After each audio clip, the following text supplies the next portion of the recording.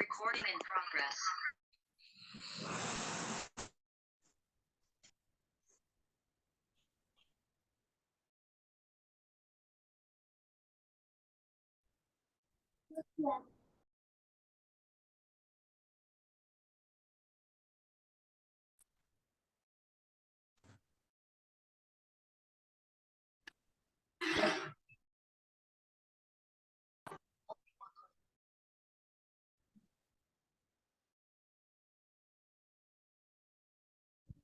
Tapi warna kuning.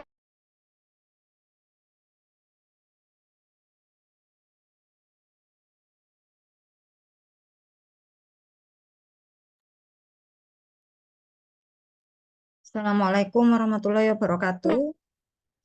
Waalaikumsalam warahmatullahi wabarakatuh. Ya, selamat sore semua. Malam ya ini, menjelang malam ya.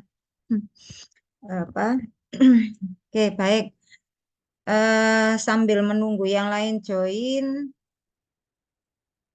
saya ucapkan terima kasih ya atas kesediaan kalian gitu ya untuk apa namanya memberikan schedule waktu untuk kita mengganti.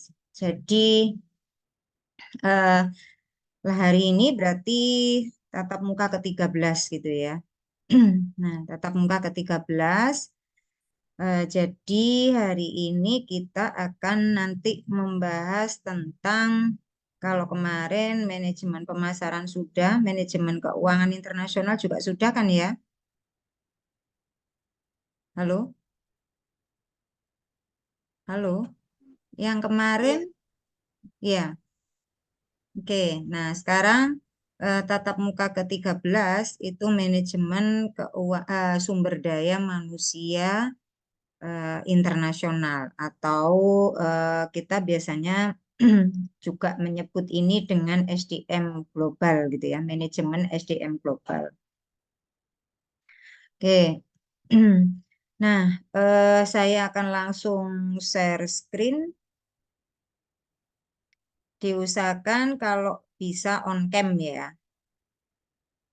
Karena ini bukan seminar ya, sekali lagi Bu Rini sering nyampaikan, kalau seminar itu audiensnya nggak dikenal, jadi nggak on cam nggak apa-apa gitu ya. Tapi ini kan kuliah ya kan.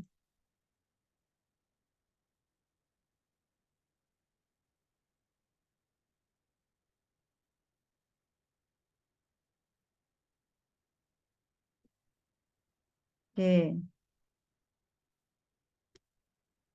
Oke, sebentar.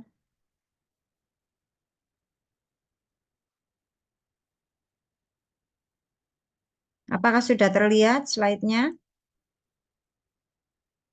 Sudah, Bu. Sudah, Bu.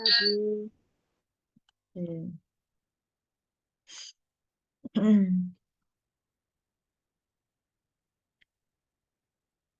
Baik. Sebentar. Saya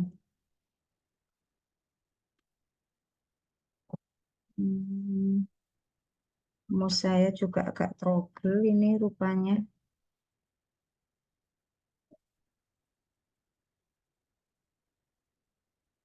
Ya, saya screenshot dulu ya.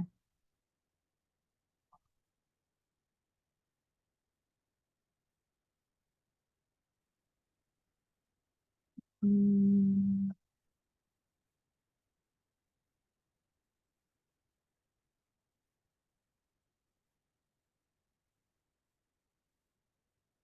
Hmm.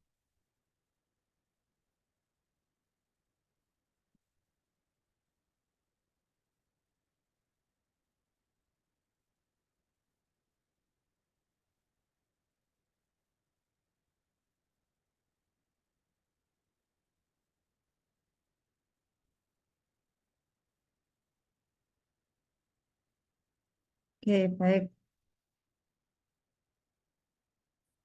Seperti biasa saya nggak bisa slideshow ya. Nanti apa namanya trouble lagi nanti. Sebentar saya.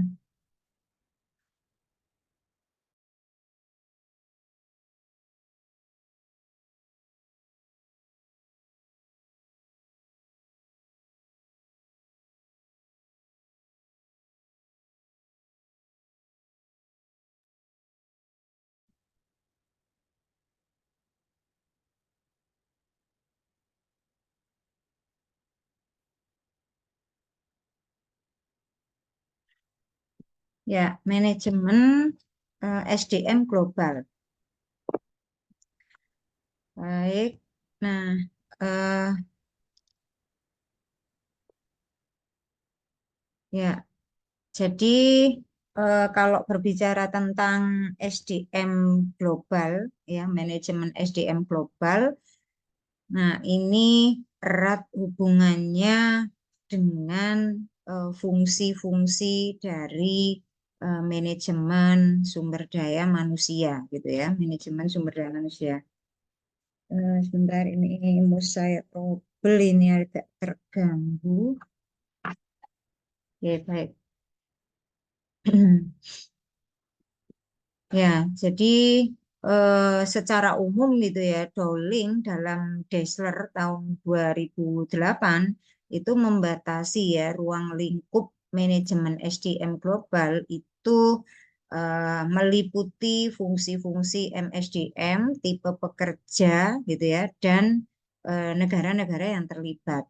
Nah, ruang lingkup yang dimaksudkan ini seperti kalau untuk fungsi MSDM meliputi 4 aktivitas, yaitu eh, A itu fungsi akuisisi.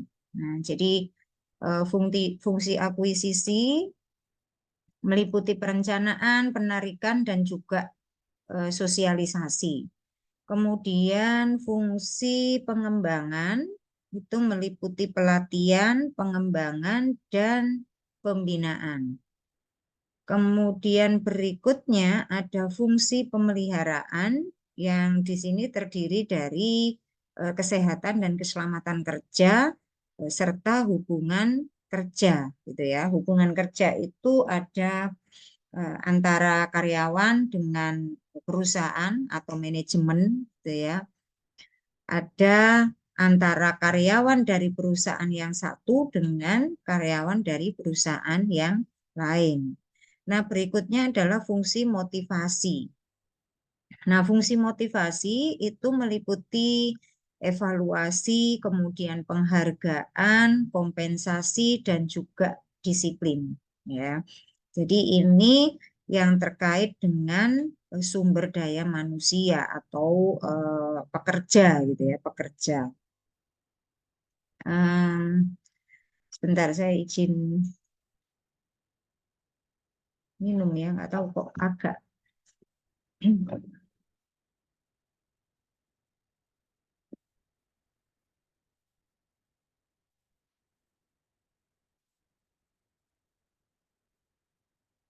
Nah, oke. Jadi seperti kalau yang kalian pahami gitu ya tentang fungsi manajemen. Kalau fungsi manajemen itu secara umum kan misalnya ada plan do check action gitu ya. Ada PDCA atau misalnya kalau yang disebut dengan POAC misalnya ya kan. Nah, itu di dalam manajemen secara umum. Nah, sebetulnya itu kalau di breakdown gitu ya, di breakdown ke dalam fungsi manajemen MSDM ya hampir sama ya. Jadi kalau pada planning itu bisa masuk yang fungsi akuisisi gitu ya, fungsi akuisisi yang tadi ada perencanaan seperti itu ya, ada perencanaan. Jadi kalau perencanaan nanti ini nanti kita bahas semua ya masing-masing ya. Nah, kemudian kita berbicara tentang tipe pekerja ya atau karyawan. Jadi kalau berdasarkan negara asalnya, jadi karena kita itu eh, bicaranya itu adalah MSDM global sehingga pasti melibatkan tenaga kerja atau pekerja atau karyawan dari negara-negara yang berbeda gitu ya. Karyawan yang berasal dari negara tempat perusahaan beroperasi, nah itu disebut dengan lokal nasional gitu. Itu tipe yang pertama ya. Sedangkan tipe yang kedua itu karyawan yang berasal dari negara asal perusahaan. Jadi kalau misalnya eh, perusahaan multinasionalnya itu dari Indonesia misalnya ya, kemudian kita memperkerjakan gitu ya, memperkerjakan karyawan kita dikirim ke luar negeri, kita membuka cabang di luar negeri, kemudian kita mengirim karyawan ke sana atau kemudian pekerja ke sana, itu berarti eh, negara kita sebagai perusahaan asal gitu ya. Nah, kemudian eh, karyawan yang berasal dari negara ketiga atau third country nasional. Nah, negara ketiga di sini itu bertindak sebagai partner bisnis juga ya, tetapi berarti kita melibatkan lebih dari satu negara sebagai partner gitu ya. Kemudian sedangkan yang negara yang terlibat dalam operasi ya itu dibedakan menjadi tiga yang berhubungan dengan sumber daya manusia, ya kan? Nah, yang pertama disebut sebagai negara tuan rumah, ya, negara tuan rumah di mana tempat perusahaan itu beroperasi. Nah, dalam bahasa Inggris itu disebut dengan host country, ya. Kemudian yang kedua, negara asal perusahaan itu home country, dan yang ketiga, negara-negara yang bukan negara asal dan negara tuan rumah atau other countries. Jadi kita punya partner dari Jepang, kita membuka cabang di Jepang, kita punya bisnis di Jepang gitu ya. Tapi kita merekrut tenaga kerja di luar Indonesia maupun Jepang. Nah, itu disebut dengan negara-negara yang bukan negara asal maupun negara tuan rumah. Nah, sedangkan apa sebetulnya kalau tadi berbicara tentang ruang lingkup, maka definisi dari manajemen sumber daya manusia global itu adalah penggunaan sumber daya manusia global untuk mencapai tujuan organisasi tanpa memandang batasan geografis. Nah, jadi ini kan hampir sama dengan definisi manajemen secara umum kan gitu kan. Nah, kalau manajemen secara umum itu kita menggunakan sumber daya perusahaan ya. Jadi tidak hanya sumber daya manusia tapi juga keuangan, peralatan, mesin dan seterusnya ya kan. Kemudian untuk mencapai tujuan perusahaan atau tujuan organisasi gitu kan ya. Dengan menggunakan apa namanya seni kan, ada seni ya, seni untuk mencapai tujuan ya kan. Nah, itu definisi dari manajemen secara umum. Nah, sedangkan manajemen SDM global itu menggunakan sumber daya manusia global untuk mencapai tujuan organisasi tanpa memandang batasan geografis. Nah, artinya kita bisa merekrut tenaga kerja itu dari mana saja atau sebaliknya ya, tenaga kerja kita itu bisa bekerja di mana saja, gitu ya, bisa bekerja di mana saja. Nah, eh, sekarang kita berbicara tentang MSDM global dibandingkan atau versus ya MSDM domestik, ya, MSDM global dengan MSDM domestik atau dalam negeri, ya. Nah, MSDM global itu lebih luas fungsinya ya, yang banyak fungsi yang harus ditangani gitu. Nah, ini apa namanya sejalan ya dengan bisnis internasional atau transaksi atau perdagangan internasional gitu ya, bahwa bisnis internasional itu kan lebih rumit gitu ya dibandingkan dengan bisnis global. Nah, demikian pula dengan MSDM global. Jadi banyak lebih luas fungsi yang harus ditangani. Misalnya meliputi pajak, ya, gaji. Nah, gaji itu kan nanti kita harus menghitung, mengkonversi gitu kan, karena masing-masing negara, baik negara kita maupun negara partner kita itu punya mata uang yang berbeda gitu ya. Jadi kita berhubungan dengan kurs nantinya ketika harus menghitung gaji dan seterusnya gitu ya, yang berlaku secara internasional, secara global gitu ya. Nah, kemudian belum lagi tentang background karyawan atau pekerja, keluarga, ya kan? Kemudian apa, pendidikan mereka seperti itu ya. Nah, kemudian eh, keterlibatan dalam kehidupan pribadi. Nah, kalau tadi terkait dengan fungsi yang harus ditangani, itu yang kedua ini eh, tentang keterlibatan dalam kehidupan pribadi. Jadi yang termasuk di sini adalah misalnya akomodasi gitu ya, budaya, sekolah, ya, lokasi, ya. Jadi bagaimana mobilitas itu kan, mereka harus apa namanya, kalau antar negara gitu ya, pekerja kita keluar negeri, mereka harus menyesuaikan dengan budaya, sebaliknya juga seperti itu. Kalau misalnya ada apa, tenaga kerja dari asing yang bekerja di Indonesia gitu ya. Nah, akomodasinya bagaimana? Nah, ini tentu saja eh, biasanya atau pada umumnya itu perusahaan ya apa, terlibat di sini gitu ya. Jadi bagaimana menyediakan transportasi, akomodasi yang terkait dengan pekerja. Kemudian sistem berbeda untuk lokasi geografis yang berbeda. Ini sudah jelas ya, sudah sering kita bahas. Jadi bahwa eh, berbeda negara itu semua lingkungan bisnisnya berbeda kan gitu ya. Jadi mulai dari sistem ekonomi, budaya, sosialnya gitu ya, cara bergaul mereka dengan kita sudah pasti berbeda gitu ya. Terus kemudian berhubungan dengan berbagai lembaga beragam. Jadi ada pemerintah, politik, dan seterusnya. Ya, nah kalau domestik kan lebih, ya, jangkauannya ya hanya mungkin dengan pemerintah pusat, ya kan, di satu negara. Tapi ketika berbicara dengan MSDM, ketika berbicara tentang MSDM global, nah ini yang akhirnya kita melibatkan eh, lebih dari satu negara kan gitu, sehingga banyak yang harus diperhatikan, yang harus dipertimbangkan gitu ya. Kemudian yang ketiga meningkatnya risiko-risiko ya, seperti kesehatan dan juga keamanan ya.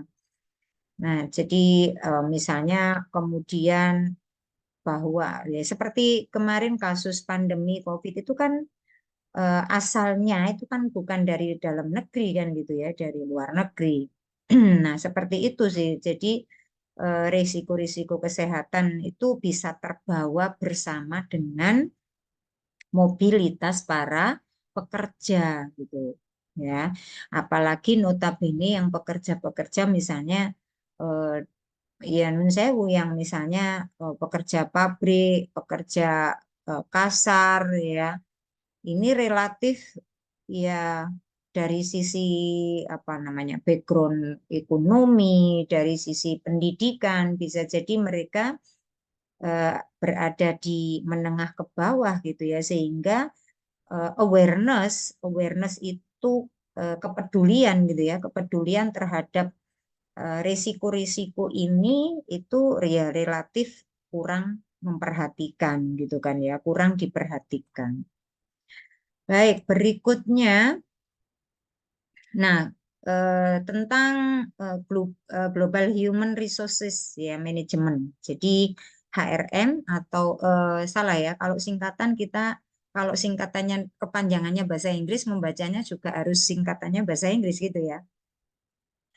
Jadi jangan ini ya, apa namanya, mengaitkan dengan yang viral kemarin ya. Jadi HRM gitu kan ya. Jadi kalau disingkat. Kepanjangannya adalah Human Resources Management. Karena sekarang agak sensitif kalau menyebutkan singkatan-singkatan kan gitu ya. Nah, kemudian tentang HRM itu yang perlu mendapat perhatian ya karena beberapa lembaga atau organisasi-organisasi dunia itu seperti NAFTA, APEC gitu ya, AFTA, MEA ya. Itu eh, meliputi arus sumber daya manusia atau perpindahan sumber daya manusia itu tidak dibatasi sepenuhnya gitu ya. Sehingga eh, ini yang perlu diantisipasi. Artinya dengan adanya eh, apa eh, kebebasan atau dengan adanya globalisasi, kalau kita berbicara mengaitkan dengan globalisasi, maka mobilitas manusia ini kan semakin mudah gitu ya, semakin kita ketika bekerja ke luar negeri sangat memungkinkan. Sebaliknya tenaga asing bekerja di sini juga sangat memungkinkan gitu ya. Sepertinya tidak dibatasi asalkan mereka memenuhi kualifikasi yang dibutuhkan oleh masing-masing negara kan gitu. Kemudian akselerasi pasar keuangan internasional dan juga jaringan informasi. Jadi eh, akselerasi pasar keuangan ya.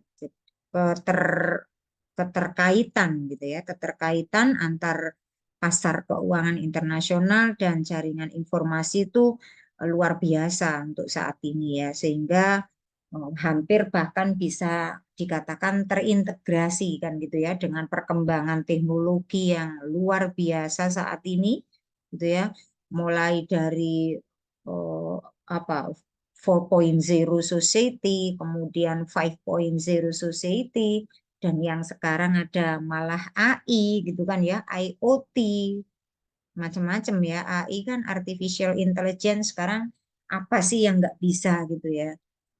Data apa yang tidak bisa kita akses gitu, yang tidak bisa kita kecuali yang memang benar-benar merupakan apa ya data rahasia gitu ya yang hanya misalnya sekali ber-FBI atau CIA gitu ya yang bisa mengakses itu ya.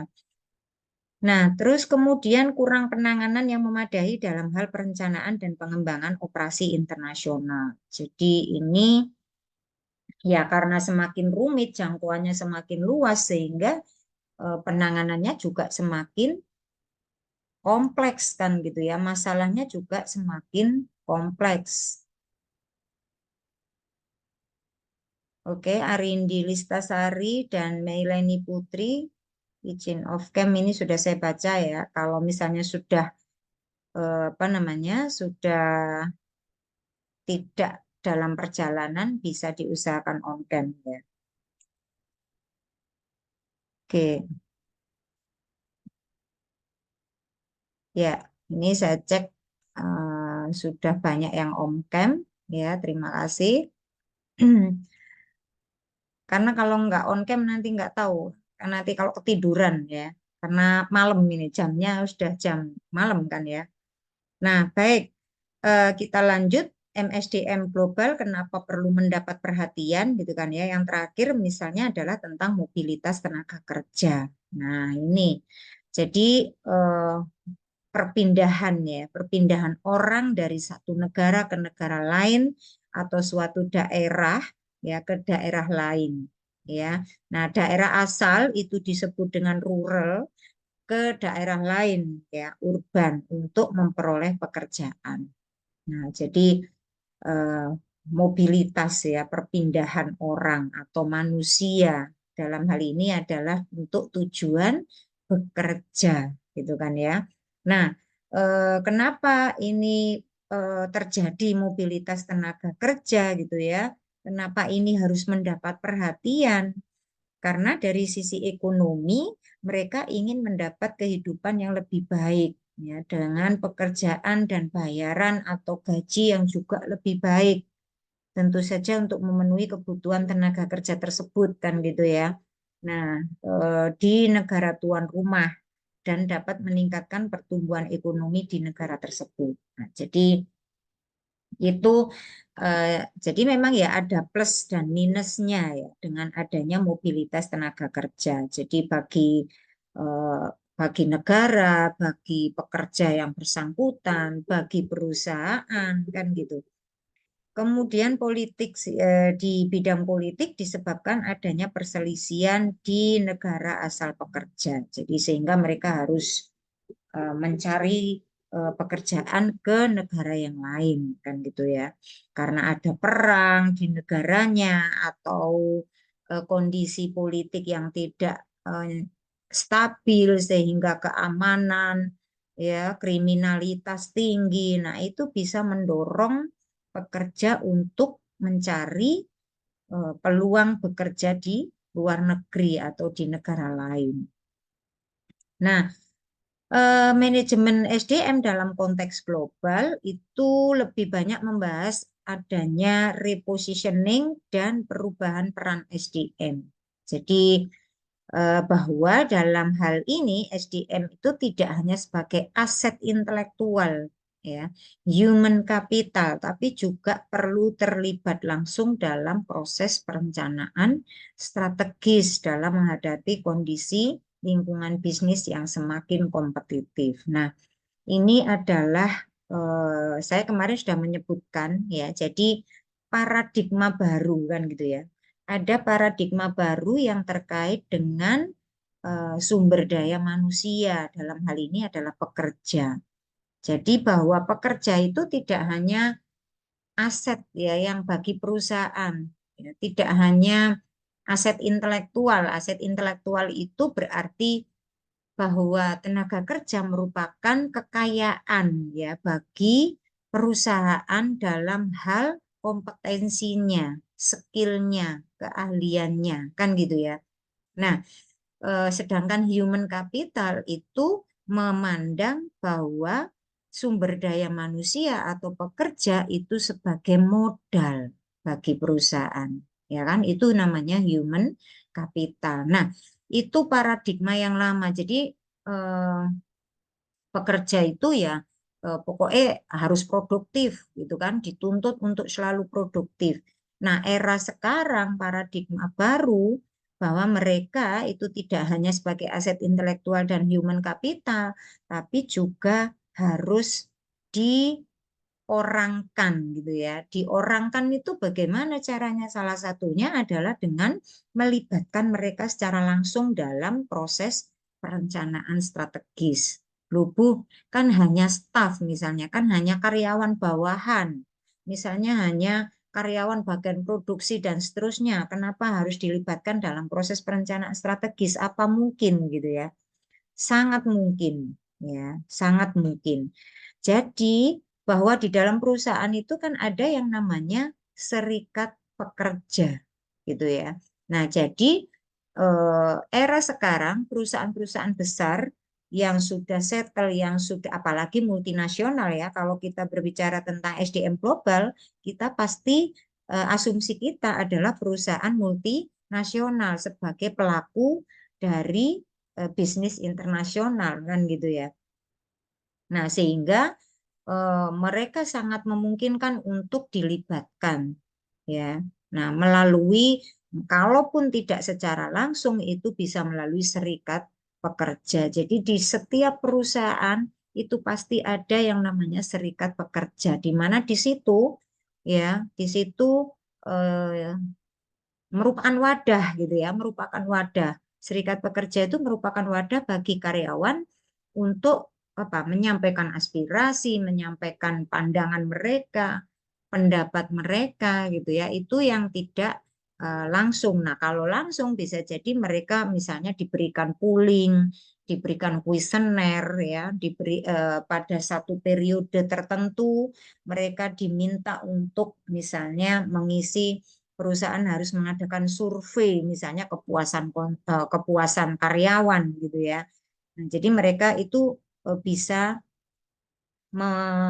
menyampaikan langsung gitu di dalam survei tadi. Nah, seperti itu contoh untuk melibatkan mereka dalam perencanaan strategi sehingga dari hasil kuesioner mereka, dari hasil jawaban-jawaban mereka perusahaan bisa nanti menganalisis gitu ya dari seluruh data yang masuk dari karyawan itu, misalnya eh, besaran gaji yang Anda inginkan misalnya, atau apakah perusahaan sudah melaksanakan eh, undang-undang pekerja secara baik. Nah, mereka bisa menjawab itu sehingga nanti datanya itu bisa diolah, dianalisis oleh perusahaan untuk dijadikan apa?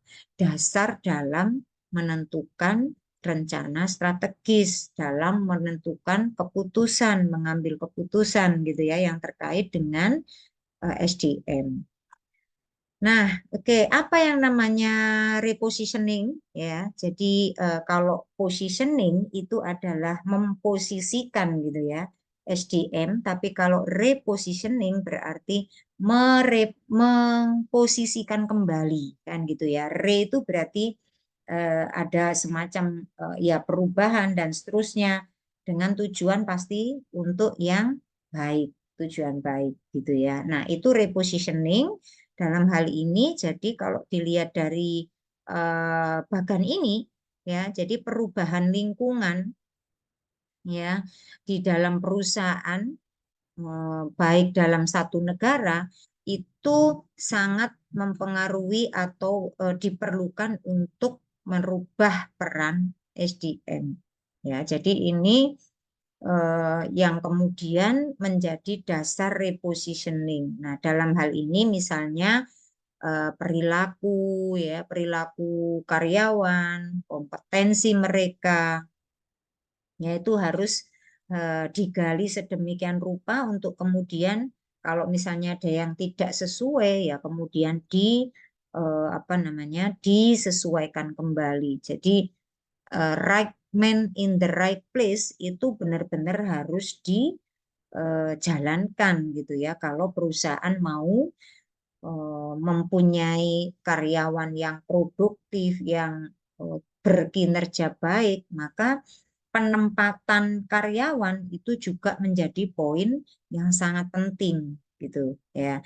Nah, terus kemudian yang terakhir adalah peran SDM strategis. Jadi sumber daya manusia yang ada di dalam perusahaan, baik itu tenaga kerja domestik atau yang dari negara asal maupun apa namanya tenaga kerja asing yang bekerja di satu negara, mereka kemudian akan merasa apa ya diorangkan tadi itu gitu ya, dimanusiakan gitu ya dengan memberikan peran yang strategis bagi mereka. Jadi mereka ikut dilibatkan. Itu yang disebut dengan repositioning peran SDM.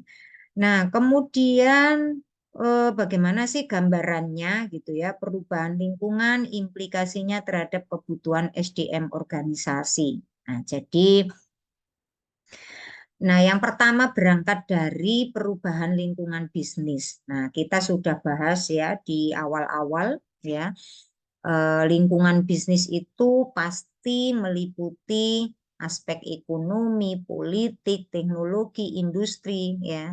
Saya sudah tidak menjelaskan masing-masing karena kita sudah bahas ini, Anda juga sudah pasti paham gitu ya. Lingkungan bisnis yang seperti apa untuk ekonomi, lingkungan bisnis yang seperti apa yang dibutuhkan di bidang politik agar bisnis itu bisa berjalan baik dan seterusnya gitu ya.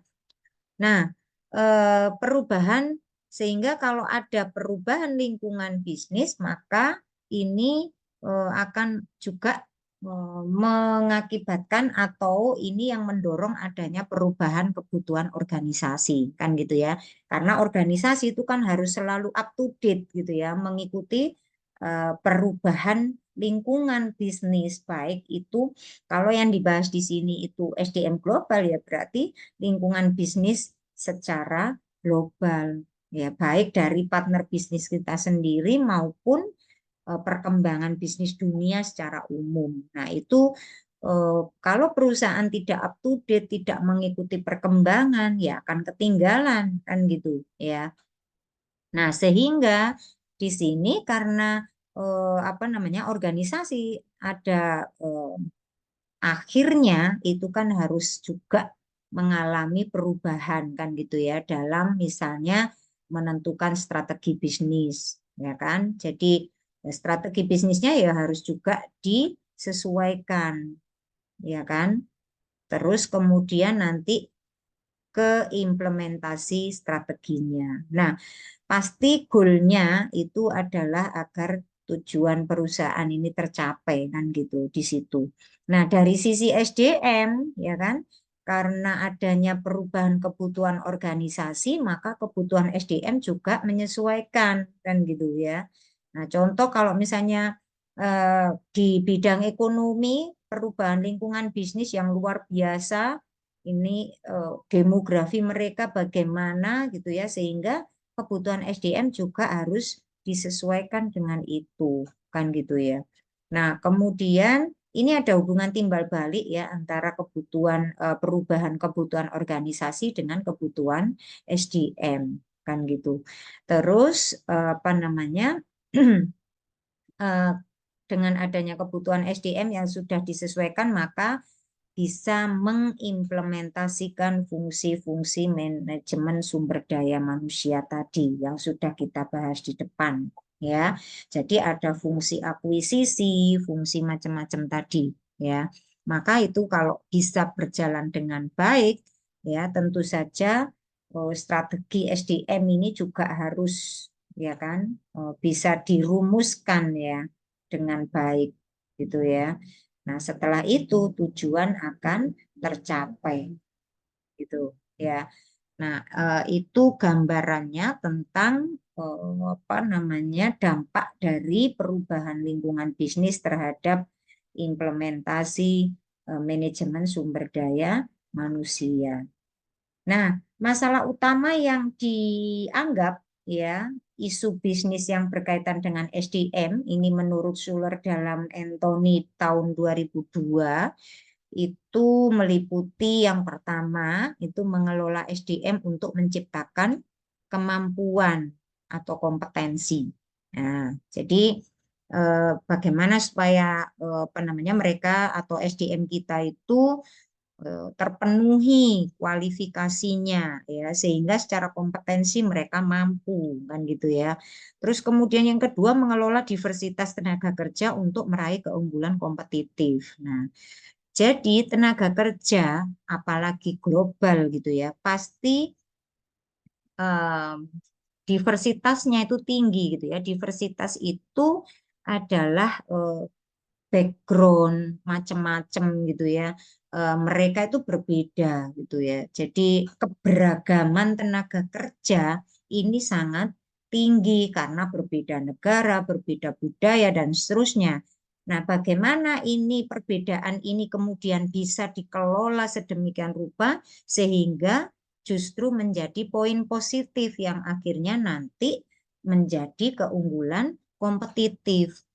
Bukan sebaliknya, bahwa perbedaan itu kemudian malah membuat apa ya sesuatu yang negatif gitu ya. Jadi ini apa namanya yang penting bagaimana menjadi isu penting gitu ya bagaimana mengelola keberagaman tenaga kerja.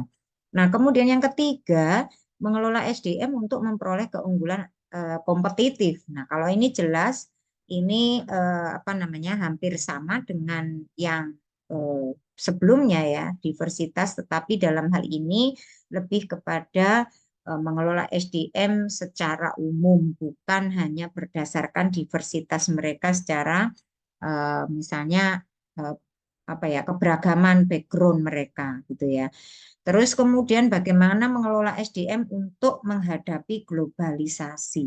Nah, jadi ya, tadi itu kan globalisasi itu sangat berhubungan dengan perubahan lingkungan bisnis secara global kan gitu. Nah, sehingga bagaimana sih menjadi tantangan tersendiri kan bagi perusahaan untuk mengelola SDM-nya itu sehingga kompetitif secara internasional, secara global. Tuh. Nah, berikutnya, oke, tantangan apa saja sih yang dihadapi gitu ya? Oke, baik. Oh ya, sebelum ini Bu Rini, sebelum lanjut, silakan kalau misalnya ada yang mau didiskusikan atau ditanyakan, nggak apa-apa langsung aja ya. Kalau di seminar pakai raise hand, tapi kalau di sini nggak usah ya, karena kita sudah kenal ya. Kalau seminar itu audiensnya kita nggak kenal, jadi mereka harus raise hand ya. Dan mungkin audiensnya banyak. Kalau ini kan sudah jelas audiensnya gitu ya. Jadi silakan tanpa menunggu nanti selesai gitu, boleh langsung bertanya ya. Nah, saya lanjutkan. Tantangan pertama dalam MSDM global itu justru adalah globalisasi. Ya, ini luar biasa untuk saat ini ya. Jadi globalisasi itu memasuki semua lini kan gitu ya, semua aspek kehidupan kita. Nah, globalisasi itu mendominasi horizon persaingan. Jadi, kalau dalam hal ini yang di ini apa namanya persaingan global ya. Jadi persaingan secara internasional. Nah, konsepnya sendiri sudah lama, tapi intensitas tantangan yang diciptakan itu semakin terasa gitu ya. Nah, globalisasi memunculkan atau mensyaratkan produk baru, pasar baru, mindset baru, ya kompetisi, kompetensi baru dan cara pikir bisnis yang baru. Nah, jadi apa sih artinya itu? Bahwa globalisasi itu menuntut perusahaan untuk bisa menciptakan sesuatu yang berbeda. Saya pernah menyampaikan tentang beberapa strategi, ada red, kita sudah bahas ya tentang apa strategi Samudra Merah, strategi Samudra Biru kan gitu ya. Apa namanya? Blue Ocean strategi dan Red Ocean strategi, ya kan? Nah, yang saat ini dibutuhkan adalah konsep atau mindset tentang Blue Ocean strategi. Jadi, tinggalkanlah pasar yang sudah jenuh. Jadi, kita harus bisa menciptakan sesuatu yang baru, yang berbeda, apalagi di tingkat global, ya kan? Persaingan luar biasa sekarang. Nah, kalau kita tidak kompetitif, tidak punya sesuatu yang berbeda, gitu ya, maka ya bersiap-siaplah untuk apa? Kalah dalam persaingan kan gitu ya. Nah, kalau kalah dalam persaingan ya sudah selesai bisnisnya kan gitu ya. Nah, seperti apa sih lingkungan kompetitif yang global gitu ya? Kompetitif global dalam hal ini adalah menghilangnya batas-batas pasar nasional dalam tanda kutip gitu ya. Jadi eh, sesuatu yang sifatnya domestik itu kemudian menjadi luar biasa bisa diakses oleh bangsa manapun kan gitu ya. Sehingga seolah-olah sudah tidak ada batasnya gitu. Nah, kita pun itu bisa saja mengakses semua hal yang berkaitan dengan bisnis kita itu dari luar negeri. Ya, data apa sih sekarang yang tidak bisa kita dapatkan gitu ya. Nah, kemudian muncul pasar non-tradisional. Ya, jadi ya karena globalisasi ya, kalau kita masih konvensional terus ya kita akan ketinggalan gitu ya. Sehingga ada istilah non-tradisional. Kalau non-tradisional berarti kan sudah modern kan gitu ya, sudah apa namanya? eh, sudah sangat maju dan seterusnya. Jadi konsep-konsep yang tradisional itu perlahan-lahan sudah terkikis gitu, sudah dihilangkan kan gitu ya. Oke, oke, Rahmat Hidayat ini baru masuk atau tadi sudah masuk? Halo? Karena ini baru akan masuk ya. Oh, kok halo? Saya tanya yang di sini ya berarti ya. Rahmat Hidayat tadi sudah sempat masuk atau ada yang memperhatikan nggak? Iya, harusnya Itu di... Bu Hah? dari awal. Sudah masuk dari awal. Oh, sudah masuk dari awal. Oke, kalau gitu saya admit. Oke, kemudian regionalisasi perdagangan dan hegemonisasi segmen pelanggan serta keseimbangan sumber daya. Jadi itu lingkungan kompetitif global, ya, regionalisasi. Nah, kita sudah pahamlah apa itu regional, ya. Berarti kalau regionalisasi berarti perdagangan antar beberapa eh, apa negara kan gitu ya. Tapi pasti lebih dari satu, ya kan. Nah, kemudian pergeseran basis keunggulan kompetitif, ya, adanya pergeseran basis keunggulan kompetitif dari yang pasar yang diproteksi dan regulasi monopoli, oligopoli gitu kan ya. Oke. Kemudian ke sumber finansial, teknologi, proses dan produk itu ke competence based access aset ya, intelektual and social capital. Jadi ada kreativitas, inovasi, gitu ya, pembelajaran organisasi dan juga kapabilitas. Jadi itu yang dibutuhkan saat ini untuk menjawab tantangan global kan gitu. Nah, baik. Oke, selanjutnya di era global, SDM organisasi atau perusahaan itu harus memiliki beberapa hal yang penting gitu ya, agar eh, agar kompetitif secara internasional kan gitu ya. Nah, mereka harus memiliki yang pertama adalah mindset global. Jadi mindset pola pikir gitu ya, pola pikir global, yaitu memiliki kerangka berpikir global yang mampu mengantisipasi tuntutan global. Nah, ini sudah jelas ya. Jadi kalau kalau pekerjanya tidak punya mindset global, maka untuk bisa go internasional ini juga akan berat gitu ya.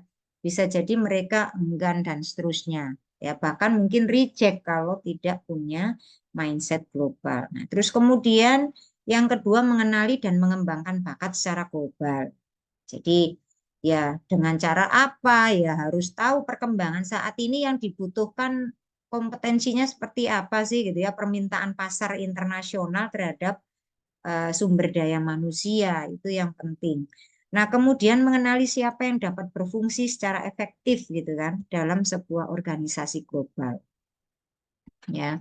Nah, mengenali siapa yang dapat berfungsi secara efektif dalam sebuah organisasi global dan mengembangkan kemampuannya. Jadi ya intinya itu harus tahu gitu ya siapa di dalam perusahaan itu yang dapat apa punya visi yang sama gitu ya, yang punya visi sama untuk ke arah global. Nah, isunya adalah bahwa menurut laporan World Economic Forum, ya, indeks daya saing global Indonesia itu menduduki peringkat ke-46 dunia. Ya, nah, eh, jadi ini adalah daya saing global Indonesia diukur berdasarkan pilar ekonomi, kesehatan, dan pendidikan serta teknologi. Gitu ya. Nah, indeks daya saing global Indonesia itu didukung oleh pilar-pilar tadi, gitu ya. Nah, jadi eh, ini World Economic Forum itu adalah sebuah organisasi internasional ya. Jadi mereka yang kemudian melakukan penilaian, evaluasi ya dan lain-lain gitu ya terhadap negara-negara di dunia ini yang berkaitan dengan daya saing mereka untuk memasuki pasar global. Nah, ada 12 pilarnya yang menjadi dasar. Jadi nggak asal ketika membuat rating gitu ya, membuat apa namanya penilaian. Nah, kalau yang pertama tadi tantangannya adalah globalisasi, maka yang kedua adalah diseminasi pengetahuan dan inovasi. Nah, ini jadi sekarang itu era modern kan gitu ya. Jadi kalau kita tidak punya inovasi, kreativitas gitu ya, kita ya begitu-begitu saja gitu ya. Nggak ada sesuatu lain yang kita bisa tawarkan gitu secara global, maka ini akan wah, luar biasa akan berdampak buruk kan gitu ya. Nah, apa sih ketantangan ini yang dimaksudkan adalah menyebarkan pengetahuan dan praktek yang paling canggih ke seluruh organisasi dengan mengabaikan dari mana asalnya. Ya, jadi diseminasi pengetahuan. Jadi penyebaran ilmu pengetahuan dan praktek gitu ya. Jadi kita bebas memberikan apa namanya? Jadi saling bertukar informasi, bertukar knowledge ya, pengetahuan itu menjadi apa namanya? Kebutuhan untuk saat ini ya. Sebentar kita break dulu ya. Sudah adzan Isya ini.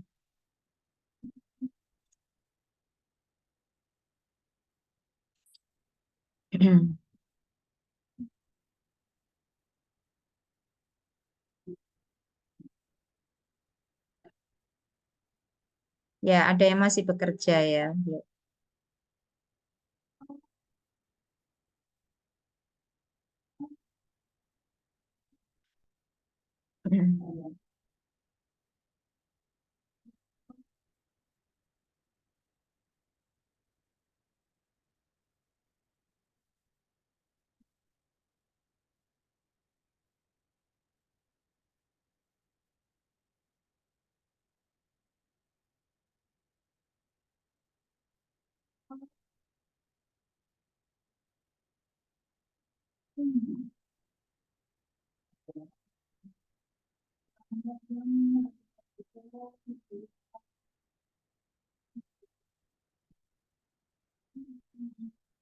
Oke, atau saya stop share dulu, absen dulu ya.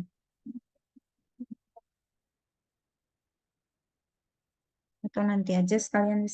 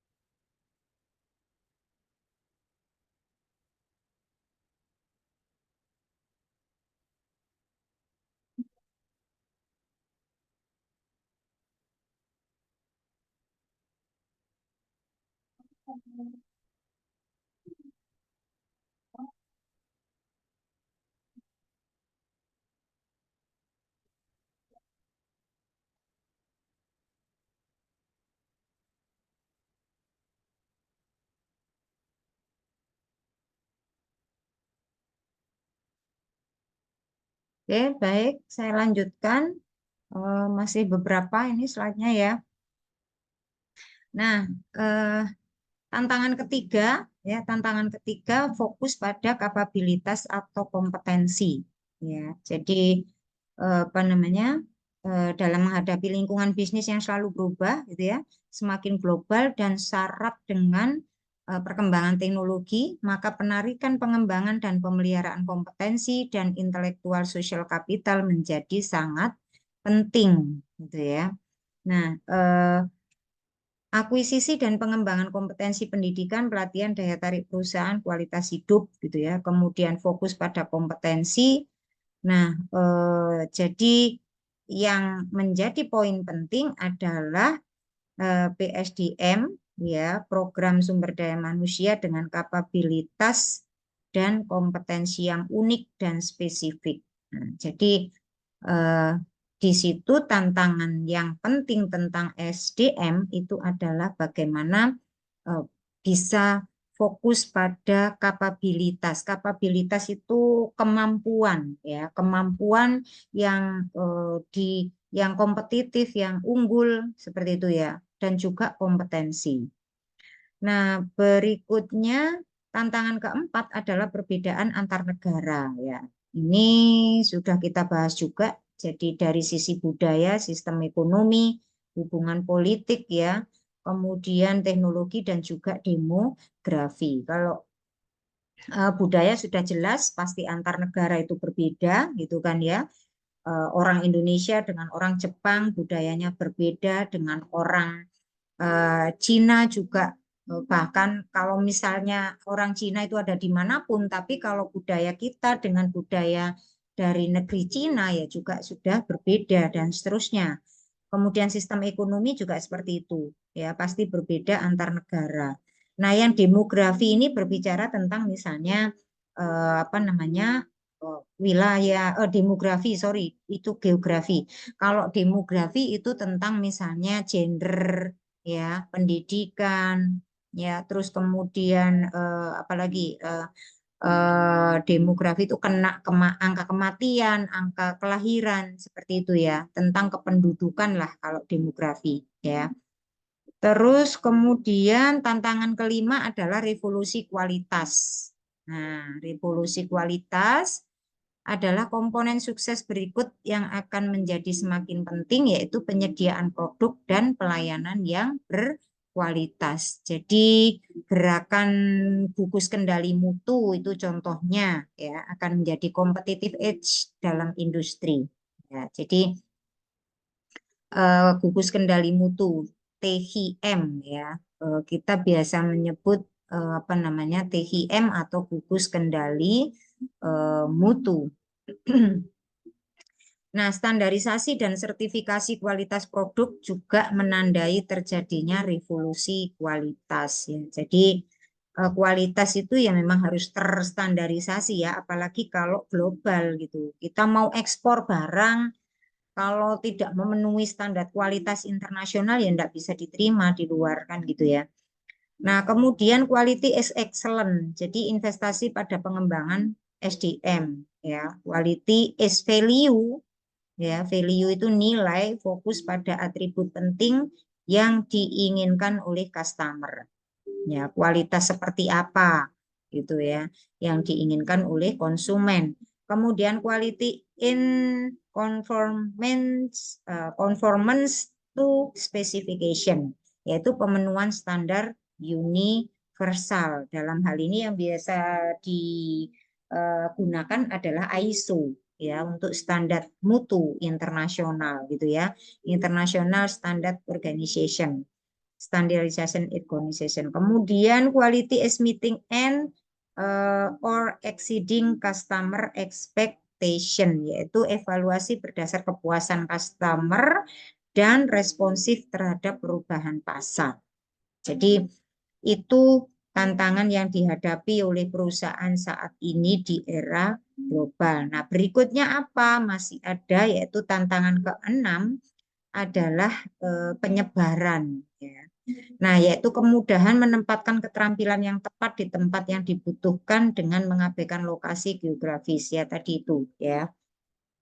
Jadi diversitas penyebaran ya, penyebaran apa namanya tenaga kerja dari sisi misalnya dari satu negara ke negara yang lain gitu ya istilahnya. Jadi itu yang menjadi tantangan. Nah, paradigma baru SDM dalam perusahaan global ya, dari people issue ke people relate business issue. Ya, jadi isu-isu karyawan secara khusus ya ke apa namanya people relate business issue. Jadi isu yang terkait dengan bisnis. Jadi ya tadi itu ya pelibatan karyawan dalam bisnis itu apa namanya era barunya. Nah, kekuatan maupun kelemahan tenaga kerja. Jadi kita berbicara tentang kualitas, kuantitas dan juga komposisi angkatan kerja gitu ya. Jadi pada negara tertentu kuantitas tidak menjadi masalah tapi kualitas belum tentu gitu ya. Nah, negara yang rendah angka kelahirannya tenaga kerja menjadi kelemahan karena kekurangan dalam segi jumlah gitu ya. Karena kalau angka kelahirannya rendah kan jumlah penduduknya sedikit. Nah, sehingga ini bisa menjadi kelemahan dari sisi ketersediaan tenaga kerja terutama yang produktif. Nah, ini kalau Indonesia tidak termasuk di sini ya. Indonesia justru memiliki jumlah penduduk yang sangat besar dan era sekarang itu hampir mungkin bisa jadi 60% itu usia produktif gitu ya. Nah, sehingga apa namanya merupakan kekuatan sebetulnya bisa jadi ya kalau untuk Indonesia gitu ya. Nah, kalau kemudian jumlah penduduknya berkurang atau kurang gitu ya, sehingga menjadi kelemahan, maka negara tersebut membutuhkan tenaga kerja asing gitu ya, tenaga kerja asing. Terus berikutnya kualitas. Nah, kalau kualitas ditentukan oleh sikap pendidikan dan keahlian yang dimiliki oleh tenaga kerja. Itu jelas ya. Kemudian kuantitas. Kuantitas itu jumlah. Jadi tenaga kerja ditentukan oleh banyaknya tenaga kerja yang ada dengan keahlian tersebut dan sebagainya untuk memenuhi kepentingan usaha. Itu kuantitas. Jadi kalau kualitas itu berdasarkan sikap pendidikan, keahlian gitu ya. Itu yang tidak kelihatan kan gitu ya. Nah, tapi kalau kuantitas ini jelas berdasarkan jumlah tenaga kerjanya. Kemudian komposisi angkatan kerja. Jadi kalau komposisi itu berbicara tentang bauran gitu ya. Orang yang tersedia untuk bekerja dari segi umur, keahlian, gender, ras, agama, status sosial, dan seterusnya. Ya, jadi itu namanya komposisi. Komposisi itu kan berarti apa ya, campuran atau ini. Kalau di ini kan ya kalau disebut ya bauran memang yang meliputi ini ya kan, itu komposisi. Kemudian masalah yang mungkin timbul dari tenaga kerja asing. Nah, jadi yang terakhir ya ini. Jadi masalah yang mungkin timbul dengan adanya tenaga kerja asing. Yang pertama, tenaga kerja asing atau imigran labor itu dapat dianggap merugikan karena mengambil pekerjaan penduduk asli. Nah, ini sudah jelas ya. Jadi pasti ada kecemburuan kan sosial dari pekerja domestik kan gitu ya. Terus yang kedua, ras atau perselisihan dengan penduduk asli negara penerima. Nah, ini juga bisa terjadi kan gitu ya. Terus ledakan jumlah imigran dan ketidakteraturan yang ditimbulkan. Jadi itu adalah permasalahan-permasalahan yang bisa saja timbul karena adanya mobilitas tenaga kerja antar negara kan gitu ya. Jadi tenaga kerja asing itu bisa menimbulkan efek positif ya juga bisa menimbulkan efek negatif bagi negara. Oke, kalau efek positifnya kita jelaskan ya ada divisa dari mereka ya dengan apa namanya negara juga ada pemasukan dari mobilitas tenaga kerja asing gitu ya atau tenaga kerja kita juga yang keluar negeri itu mobilitasnya seperti itu.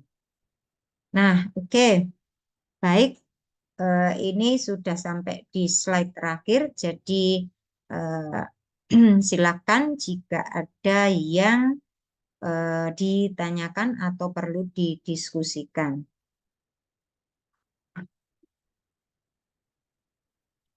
Belum ngantuk kan ya? Atau sudah ngantuk? Ono sing wis liyer-liyer ngono ya. Ya, silakan kalau ada yang mau ditanyakan. Oke, saya stop share dulu. Ya, seperti biasa on cam saya sambil nunggu yang mungkin ada yang bertanya.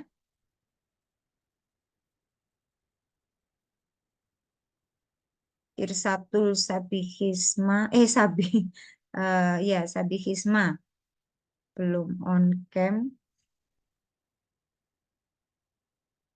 Oke, 1, 2, 3.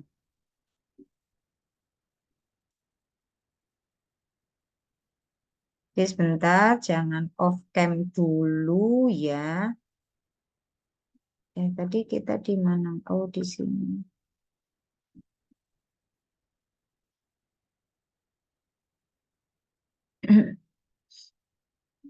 Oke, baik.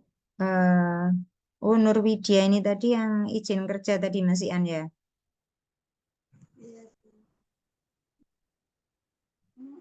Iya, Oke, Bu. sebentar sekalian ini ya, di absen ya.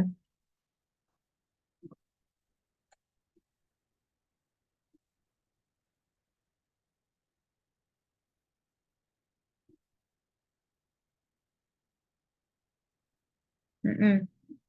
Abdul Malik ada? Halo, Abdul Malik? Gak ada ya? Abdul Malik tadi katanya izin, Bu. Oh, sudah izin. Via WA kan? Nggak tahu saya. Belum Iya, cek WA katanya sih. via WA, tapi nggak tahu, Bu. Oh, kayaknya sih nggak ada, tapi nggak tahu. Oke, terus Ahmad Ari Iskandar. Ahmad Ari Iskandar. Nggak ada juga. Terus Aida Angelina. Aida Angelina. Nggak ada. Anadila Devayana Putri. Hadir, Bu. Oke. Anissa Retno Ayu. Sebentar. Sebentar. Anissa Retno Ayu.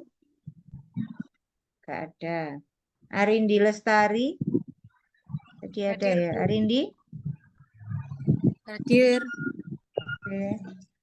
Dina Dwi Silvia Lorenza. Hadir, Bu. Oke. Dwi Fitriani. Hadir, Bu. Oke. Eka Khuratul Aini. Hadir, Bu. Erlin Priscila. Hadir, Bu. Nggak ketok sih. Erna Ningsih. Hadir, Bu. Febrianti Rani Lestari. Hadir, Bu. Oke. Nailani Putri. Ada tadi ya. Hadir, Bu. Mm-mm. Nuriska Firdatus. Hadir. Ada ya. Oke. Nuriski. Ada. Oke. Nurwidia. Hadir, Bu. Ya. Oke. Oktavianisa. Hadir, Bu. Mm-mm. Rahayu Kusumaningrum. Rahayu. Nggak ada. Ria Anjeli. Hadir, Bu. Oke, ada. Sufi Roseliani. Halo. Sufi Roseliani. Nggak ada. Irsatul Sabihisma. Irsatul Sabihisma. Wah, ketiduran nih ketoke. Di Zoom ada, tapi nggak respon. Lia Dwi. Hadir, Bu. Oke. Rahmat Hidayat. Hadir, Bu. Ada ya. Oke. Rena Yuliana Nur Aini. Hadir, Bu. Oke. Astria Febrianti Kusuma. Hadir, Bu. Oke. M. Fajar Rifki. Hadir, Bu. Oke. Fatimatul Zaro. Nggak ada ya. Fatimatul Zaro ini kelas ini tak memang? Iya, Bu. Iya, Oh, Bu. ini nggak pernah absen manual ya. Dari TM8. Emang nggak pernah ada berarti. Ini absen manualnya ini loh. Apa namanya? Absen manualnya ini nggak ada ya. Ini yang nulis paling bawah nih. Kelihatan nggak? Nah, kok nggak pernah absen manual ya? Terus ya apa iki kira-kira? Tapi nggak tahu saya ada apa nggak di Zoom ya. Saya nggak ini atau mungkin nanti ketua kelas mungkin nyampaikan mungkin dia perlu memberikan bukti screenshotnya ya. Kalau Bu Rini ngecek satu-satu wis wegah ya. Jadi kok nggak ada absen manualnya? Apa di Zoom juga nggak ada juga gitu? Kalau di Zoom nggak ada juga kan berarti setelah UTS dia nggak aktif sama sekali, ya kan?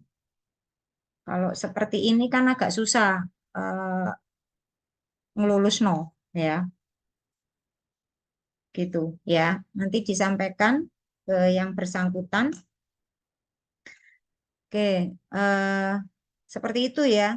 Ada yang perlu disampaikan? Ada yang mau disampaikan?